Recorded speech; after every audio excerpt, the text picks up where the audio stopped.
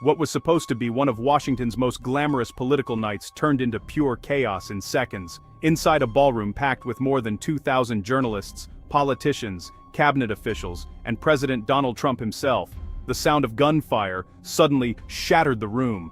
Champagne glasses crashed, plates hit the floor, Secret Service agents stormed the stage, and for a terrifying moment, nobody knew if the president was under direct attack. But what happened next is even more shocking. Because the man accused of trying to breach the White House Correspondents' dinner wasn't some unknown extremist hiding in the shadows. He was a highly educated engineer, a teacher, a game developer.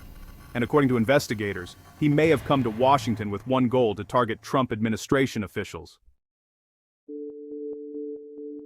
Saturday night at the Washington Hilton began like every White House Correspondents' dinner usually does. It was polished, formal, predictable. Washington's most powerful political figures mingled with the journalists who cover them every day. Tuxedos, gowns, wine glasses, camera flashes.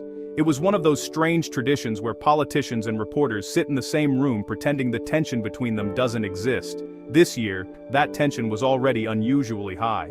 Donald Trump had returned to the dinner after previously boycotting it, and many in the room expected fireworks, not literal ones. Trump was expected to deliver sharp remarks about the press, and the atmosphere was already charged before dinner even began. Guests were seated. Salads had been served. The main course was on the way. And then it happened. A loud pop. At first, many inside the ballroom thought it was nothing. Maybe a tray dropped, maybe broken glass, maybe kitchen noise. Even Trump reportedly turned and wondered whether it was just a waiter dropping something. Then came the shouting. Shots fired. That's when the entire room changed. Guests closest to the doors dropped first. Then the panic spread like a wave across the ballroom. People dove under tables, chairs crashed, plates shattered, wine spilled across the floor. Within seconds, Secret Service agents flooded the room. What had been a glamorous political gala instantly became a live security emergency. At the front of the room, Trump was on stage. He was reportedly in the middle of a performance by entertainer Oz Perlman when the first shots rang out near the security perimeter outside the ballroom. Vice President J.D. Vance was among the first to be pulled away. Then, Secret Service agents rushed Trump and First Lady Melania Trump behind armored protection placed near the stage. Witnesses say Trump appeared confused at first. Melania reportedly knew immediately that the sound was gunfire. Trump did not. Moments later, heavily armed agents surrounded the president and rushed him out. At one point, reports say Trump briefly stumbled while being moved to a secure suite behind the stage. All across the ballroom, officials were being pulled from the crowd. Defense Secretary Pete Hegseth, Treasury Secretary Scott Bessent, Senior Advisors Stephen Miller and Dan Scavino. Everyone was being extracted. One administration official reportedly crawled under a media table so quickly that only her high heels were visible. As panic spread, someone tried to start a USA chant while Trump was being evacuated. Others quickly shushed it down. Outside, the hotel was being locked down. Police vehicles blocked streets, helicopters circled overhead, National Guard units flooded the area, and inside the ballroom, hundreds of stunned guests waited to find out whether this had just been an attempted presidential assassination.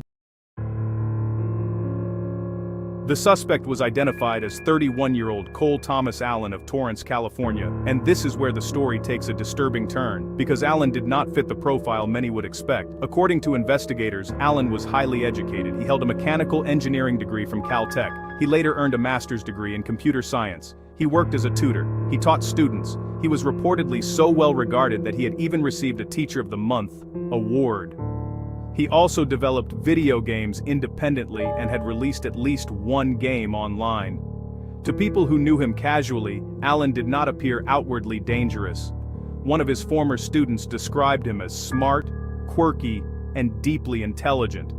Not someone you'd expect to be accused of plotting political violence, but investigators now believe Allen had been spiraling for some time.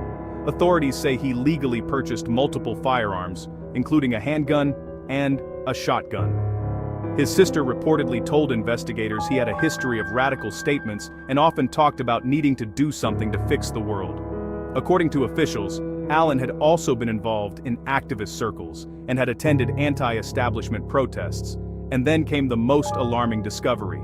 Minutes before the attack, investigators say Allen sent writings to family members that are now being treated as a manifesto. His brother reportedly contacted police after receiving them. Those writings, according to investigators, suggest Allen believed he was carrying out a political mission.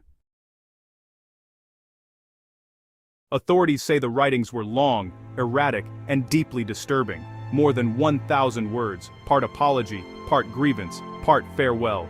In them, Allen reportedly lashed out at Trump administration policies, expressed political anger, and referenced what investigators describe as anti-Trump motives. He allegedly referred to himself in one section as a friendly federal assassin.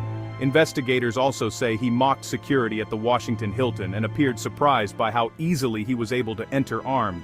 That detail alone is now raising major questions. How did a man carrying multiple weapons get that close to one of the most heavily protected political events in America? Officials now believe Allen traveled across the country by train, checked into the same hotel days before the event, and acted alone. But the level of planning suggests this was no random outburst. Investigators now believe he specifically intended to target members of the Trump administration, possibly even the president himself. And while no one in the ballroom was seriously injured, one officer was shot in a bullet-resistant vest during the takedown. That officer is expected to recover. Allen was taken into custody alive. He now faces federal charges, with more expected. By the end of the night, the dinner was canceled. The ballroom was left in shock. Half-finished plates sat untouched, glasses remained on tables, and one of Washington's most polished political rituals ended in fear, confusion, and armed chaos. Trump later called it another attempt on his life. And while the full motive is still under investigation, one thing is already clear. This was not just another security scare. It was a violent collision of politics, paranoia, and access, inside one of the most protected rooms in America. And the biggest question now is no longer just why it happened, it's how close it came to becoming something much worse.